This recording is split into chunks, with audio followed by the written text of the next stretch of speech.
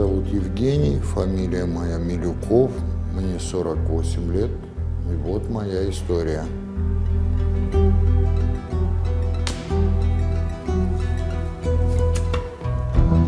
Ну, начнем с того, что я воспитывался не в полной семье. Мать воспитывала нас с братом одна, двоих. Она работала с утра до вечера, советское время.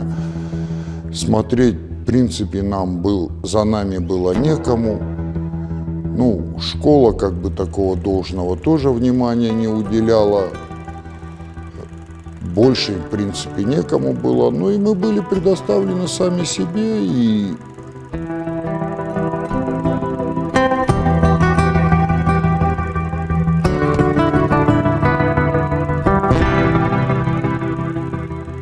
связались с компанией постарше нас, ребят, ну и это было не город, это была деревня, где никаких таких специальных учреждений, развлекательных, каких-то секций спортивных, допустим, куда могли меня отправить, где бы занимали мое время. Я был сам себе предположен, и вот чего с этого получилось.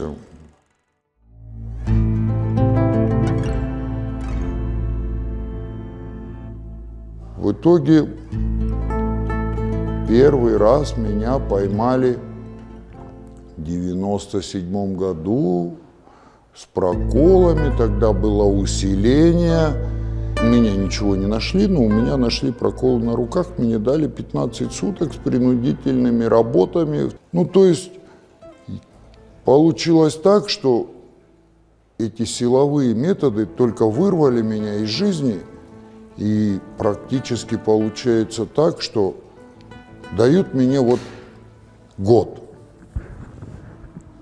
Год, ну, вроде для молодого человека, 22-23 года, год, ну, вроде ни о чем. Год ты отсидел, ну, мировоззрение меняется.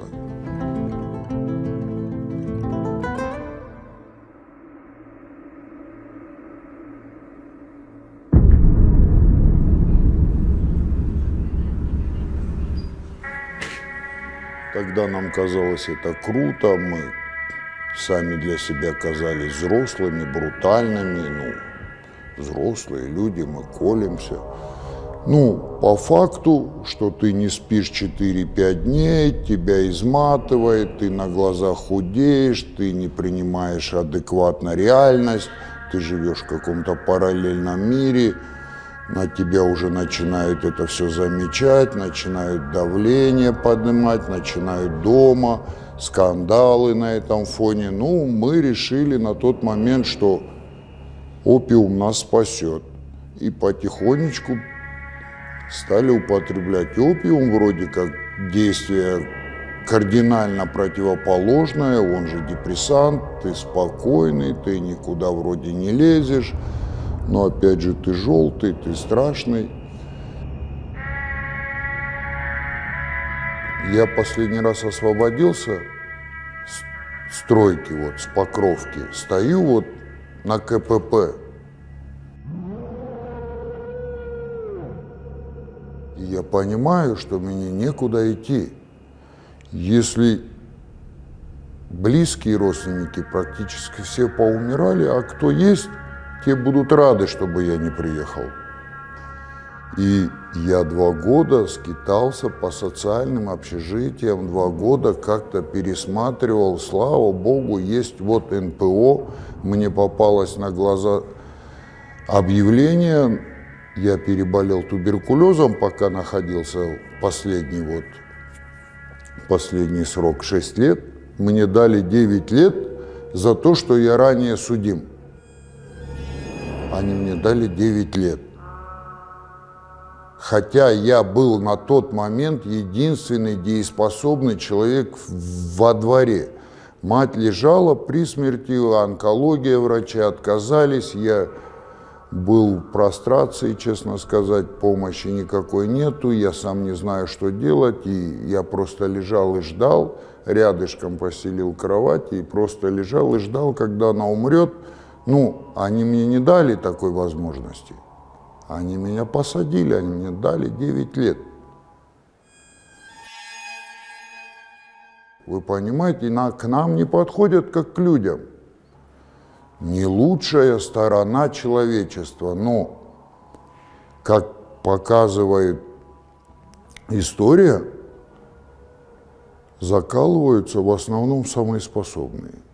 Либо самые способные, кто в состоянии зарабатывать, либо у кого родители очень обеспеченные, и они от жиру начинают употреблять.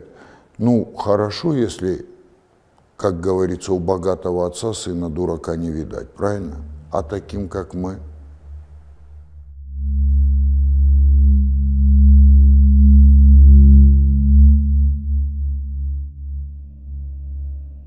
И мне просто жалко, я вижу, как молодежь пропадает.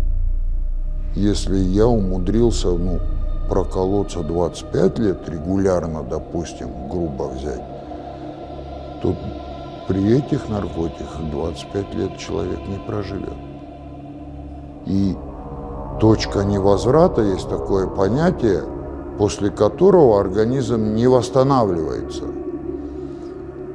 Довольно-таки короткий промежуток. В течение 5 лет человек, может в подсолнух превратиться, вы понимаете, с ним нереально разговаривать. Это прямо аукнется, честно сказать. Даже сейчас я вижу, их также ловят, только, технологии поменялись, сейчас же все онлайн-продажа, киви-кошельки, тому подобное, телеграм-каналы, сигнал-каналы, открытая торговля, пробники, рулетка там, это бизнес.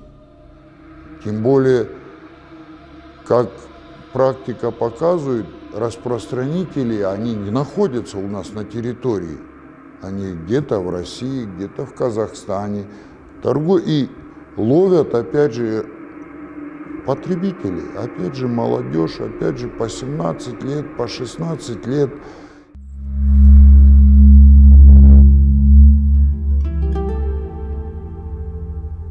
И у меня получилась такая ситуация, у меня была беременная жена, и отец у меня приболел на тот момент, это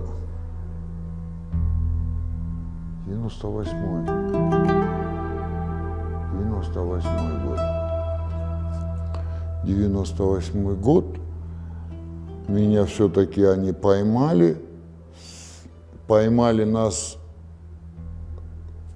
мы варили, мы хотели подлечиться, у нас был в черпаке раствор, они нас поймали с раствором, мне дали на тот момент год колонии поселения с принудительным лечением. У жены выкидыш произошел, то есть умер ребенок у меня, старший сын, уже 8 месяцев ему было ребенку, она родила 8-месячного, умер.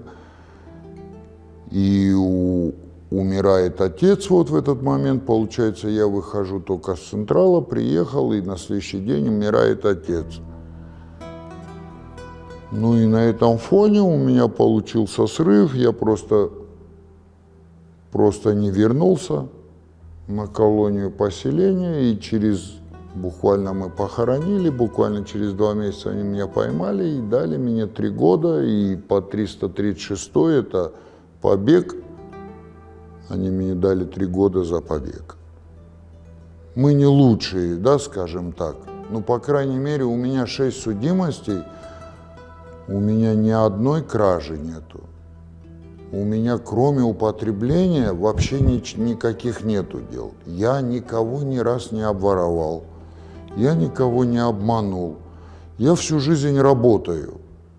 Я работал в СТО, работал на поле, я морковку сажал, что только не делал. Сейчас вот нашелся вроде как вот здесь работаю равным консультантом по неясным вопросам, бегаю с документами, потому что с документами это тоже целая история. Потому что человек освобождается, нет документов, справка об освобождении, которую страшно кому-то показать. В итоге год, 2, 3, 5. теперь по течении 5 лет ты никакие бумаги получить не можешь, потому что их просто в архиве нет, и все, и вот они вот так вот скитаются и шатаются здесь. Вы выйдете на Волжский рынок, посмотрите, сколько там это. В лучшем случае тележку таскает. Человек пытается заработать честно, а в основной своей массе люди разочарованы, им без разницы. Требуют уважения к кому-то. Если человек сам себя не уважает, как он может уважать кого-то? Вот этот момент. Вы не любите родителей, да человек жить не хочет, он сам не рад. Здесь мне от 17 лет только срок хотят назначить. Кроме того, еще окружающие давят. Ну, как я на себя руки не наложил, я не знаю. Мы бы с вами сейчас не разговаривали, честно сказать, потому что такую